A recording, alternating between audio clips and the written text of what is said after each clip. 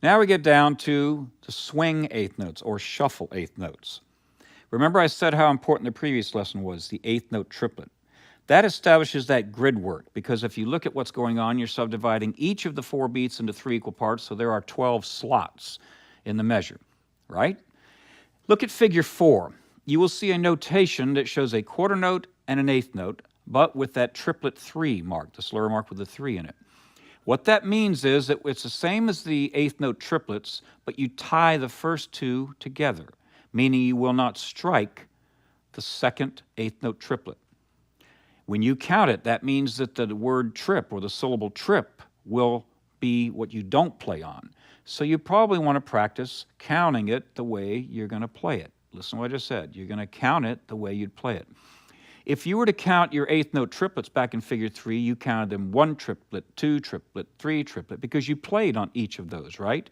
But in figure 4, excuse me, you are not going to play on the trip, as I just said. So it'll be 1 triplet, 2 triplet, 3 triplet. Pretty soon, don't even say the trip, just go 1, let 2, let 3, let 4.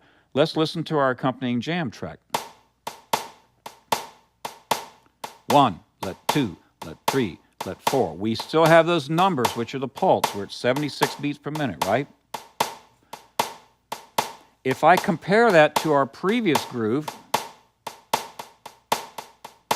do you see there's your triplet figure? Let's count along. 1 triplet, 2 triplet, 3 triplet, 4 triplet, 1, let 2, let 3, let 4, let 1 triplet, 2 triplet, 3 triplet, 4 triplet, 1, let 2, let 3, let 4, let. Okay? Pretty straightforward. So the first note's getting 2/3 of a beat, the second note is getting 1/3 of a beat. And frequently you're playing a bit staccato, so it could also be notated as 2/8 notes with an eighth rest in between, and then you have that slur mark. Now you might also see it sometimes written as a dotted eighth and a 16th. That's sort of an older style notation. You'd have to be aware of the groove of what the music was if you're reading something. And another really easy way to write this, which involves less ink, or you don't have those slur marks, is just to make a little legend or a notation up at the beginning of the piece and say 2/8 notes, which appear as straight eighths, equal this figure. Then they can just write it out as straight eighths. But then you run into the problem of how are you going to notate if you're going to go back to straight eighths. So let's adhere to this because it makes it easier for you to understand that the first one, because 2/8 always equal a quarter, that you're going to have 2/3 of a beat and 1/3 of a beat. We need to play. I'm talking too much again, so how are you going to pick these? Well, you have 2 picking schemes. You could use all downstrokes, which if we compare to our previous lesson, you had the down, up, down, down, up, down for your eighth note triplets. You're just deleting that upstroke.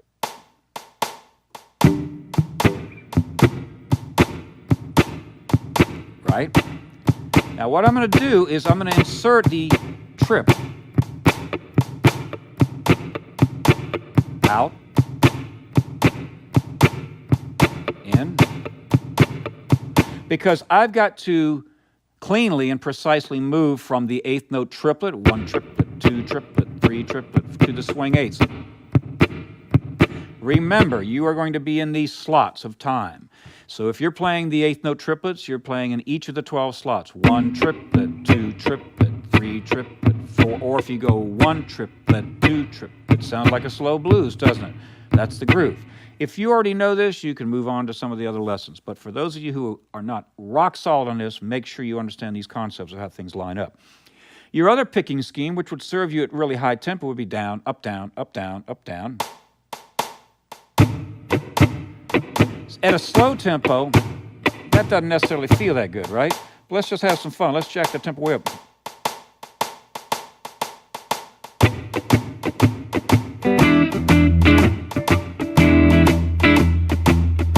See, at that tempo, it feels good. It's loose to use down up. So if I go, if I use all downstrokes, it drives it quite a bit. So it's important for you to understand how to pick, because that's what creates your sound, right? Whatever you want, that's how you're going to get your sound. Well, let's play some of these eighth notes, swing eighth notes, against our jam track. We'll play them with the chords, and all it means is in the previous lesson, we sat and played all 3 eighth notes. You did like this. Right? Now you're going to leave out the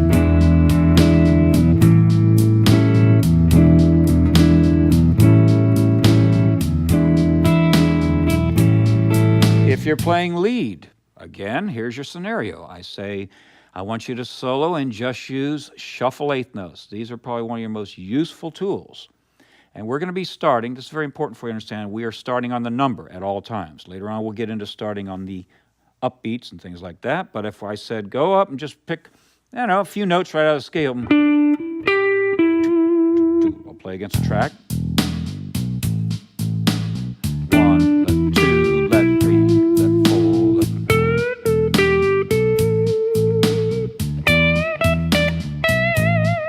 Everything I'm playing is in the pocket. Why? Because I'm in the eighth note, swing eighth note groove.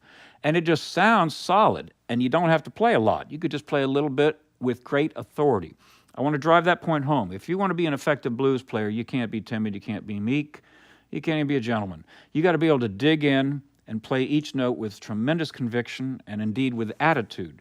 So you can't do that and feel confident unless you know exactly where you are rhythmically. This is why some great blues players could be having a head-cutting session with a guy who's playing a million notes, and he or she just plays one note and takes the guy's head off, because it's knowing rhythmically where you could play.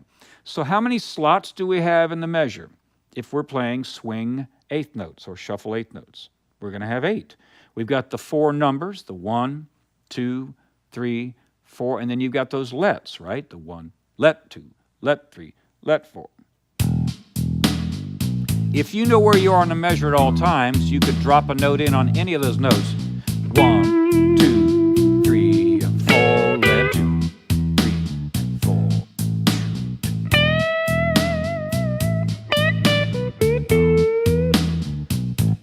You see how it's just right in the pocket? So, you need to take each of these jam tracks and practice playing your swing or shuffle eighth notes against them.